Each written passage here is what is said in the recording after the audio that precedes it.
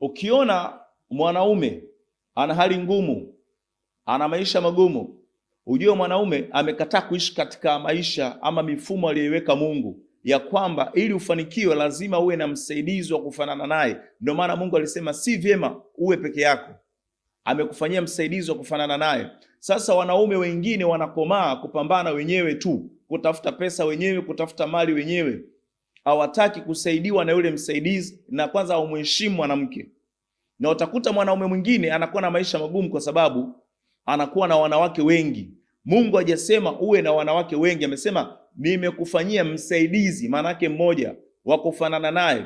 Amesema utaacha wazazi wako, utaambatana na mke wako, yani mmoja, unaenda kuwa naye mwili mmoja. Apataye mke sio apataye wake, apataye mke apata kitu chema, naye atajipatia kibali kwa Bwana. Kwa hiyo mwenye mwanamke mmoja ndo anapata kibali kwa Bwana. Leo hii wanaume wengi wanakuwa maskini kwa sababu ana wanawake wengi. Unakuwa na vimada vingi, michepuko mingi sana, ndio maana wanakuwa maskini. Hii ni sababu mojawapo ya kufanya wanaume wasifanikiwe, ni kukataa kuambatana na msaidizi ambaye atamsaidia kupata mafanikio ama kufanikisha mipango yake. Ukikataa kuambatana na msaidizi, hautafanikiwa. Utabaki katika umaskini mpaka kiyama kinafika. Hautakuja kufanikiwa hata siku moja. Ukiishi katika mifumo ya Mungu, utafanikiwa.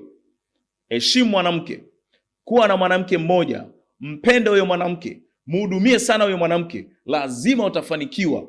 Lakini ukiwa na mfumo pia wa selfish, uchoyo, hautaki kumpa yule mwanamke huduma inayotakiwa kupewa, kila siku unajihudumia wewe, unajinunulia mashati wewe, unajinunulia vitu vizuri wewe, lakini mwanamke wako haumpi matunzo mazuri.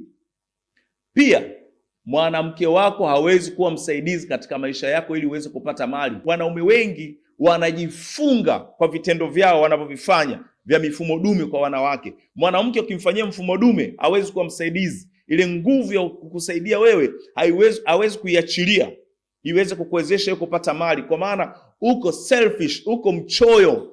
Ukitaka kufanikiwa, acha uchoyo.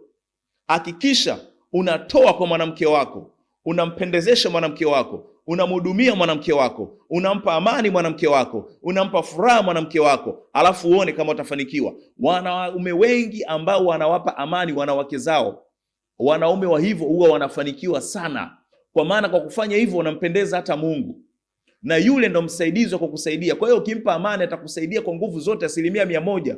Mwanamke kama haumpi amani hawezi kukusaidia kwa 100%. Anajua kabisa huyu akipata ataninyanyasa, huyu akipata atakwenda kutapakanya nje kwenye michepuko na vimada watakuwa wengi. Akipata anapeleka kwa marafiki zake kwenda kutumia na marafiki zake. Wanaume huwa mnakosea sana.